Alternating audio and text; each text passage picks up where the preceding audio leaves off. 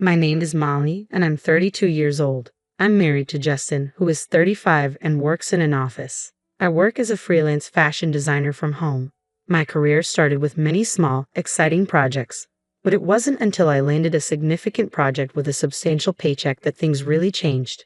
This opportunity allowed Justin and me to move into a luxurious high-rise apartment, something I had always wanted. Since I was the one who had dreamed of living in such a place, I agreed to cover the monthly rent myself. Justin was thrilled about the new apartment, and I thought our future together looked bright. I couldn't have anticipated what was about to happen next. One day, Justin brought his 65-year-old mother, Betty, to our place.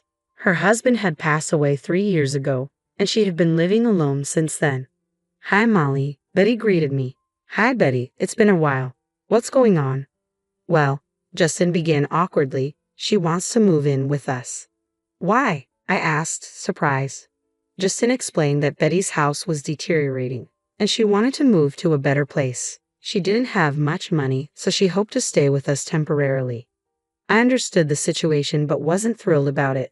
Our apartment was a haven for just the two of us, and Betty, whom I barely knew, felt like a stranger. I was reluctant to have her join us. "Please," Justin said, taking my hands. "Her house is falling apart. I promise I'll urge her to find a smaller, newer place as soon as possible." Reluctantly, I agreed, thinking it would only be for a short while. A month later, Betty moved in. "Thank you so much for letting me stay in this wonderful apartment," she said. "No problem," I replied with a forced smile. "Please make yourself at home." But soon after settling in, Betty approached me with an unexpected request. "Sorry to dive right in, but may I borrow some money?" I was taken aback. As soon as she had unpacked her things, she was asking me for money. I was taken aback by Betty's directness. "I've been seeing the doctor a lot lately, and it's been costing me money. I just need a little bit, please." "How much are you asking for?" I inquired. "Around $300 for now," she said.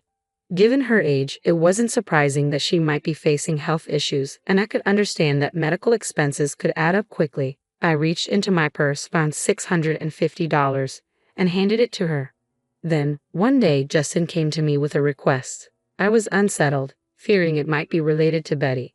"You know, we should get a new car," he said. I was so surprised that I nearly fell out of my chair. "What do you mean? We just bought a car 2 years ago." "Well, it's too small," Justin explained.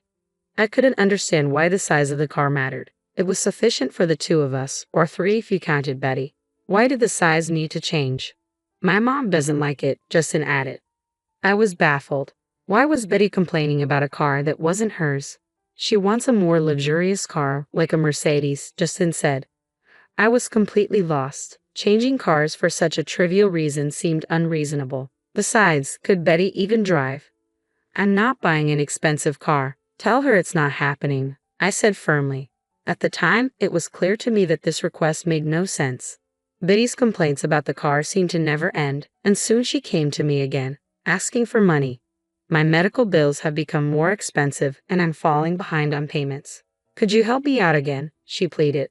"Should I be concerned about your health?" I asked, worried. Betty hesitated before responding. "Not really. I'm just feeling a bit depressed and having trouble sleeping. The therapist is quite costly. I'm really sorry for asking." "I understand. How much do you need this time?" I asked. "About $1,000, she said. $1,000.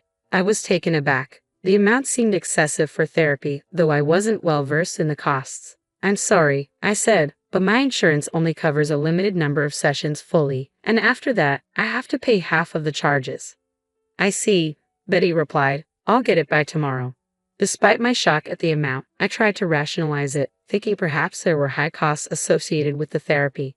Even after that, Betty continued to find reasons to borrow more money, citing medical bills and transportation costs for visiting sick friends.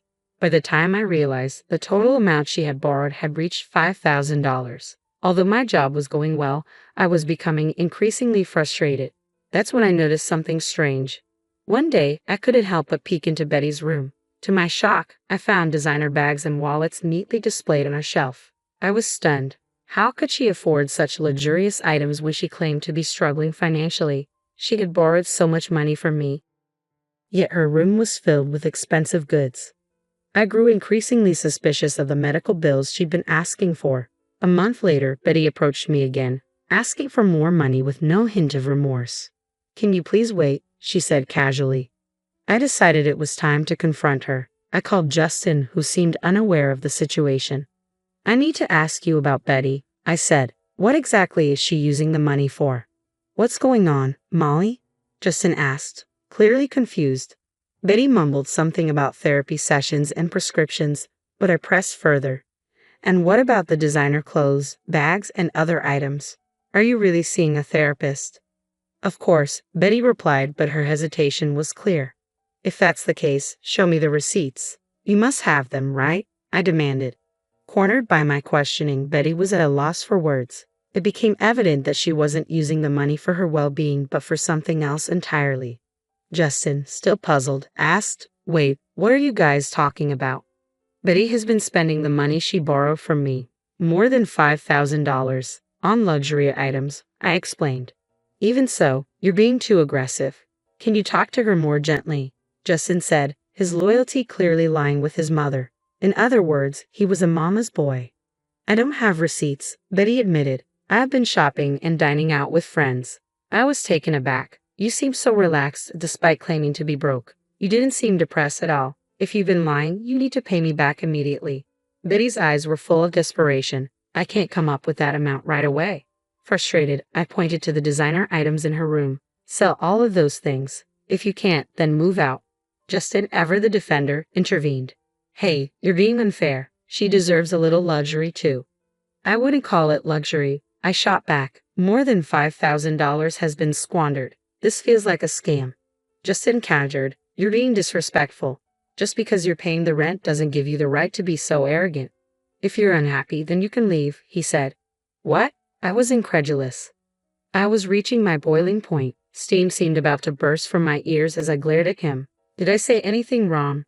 You're the one who brought Betty here in the first place. You do nothing but lounge around at home. Thanks to you, I'm stuck living with this mess. You're so condescending, it's infuriating." "Get out now," I snapped. Rage consumed me. "Fine. Don't regret this," Justin said, grabbing only the essentials and leaving the apartment. I found a new place quickly. As a remote worker, I could do my job from anywhere. I wasn't fixated on living in a high-rise as long as my new home was comfortable. So now, what was next? I had no intention of returning to that place. I had been covering the rent on my own, and I assumed Justin had no interest in taking over. Even if he wanted to, his paycheck wouldn't be enough to cover it. My income far exceeded his. I consulted with a realtor who had assisted me before. I explained that, due to personal reasons, it had become very difficult to manage the monthly rent. Although I could technically afford it, I chose to downplay my situation. "I'm sorry to hear that. What would you like to do?" the realtor asked. I asked for his help with the situation. One day, while I was working, I received a call from Justin. "What's going on?" I answered, puzzled. "Why didn't you tell me?" Justin demanded. "I was told to move out because the lease was canceled."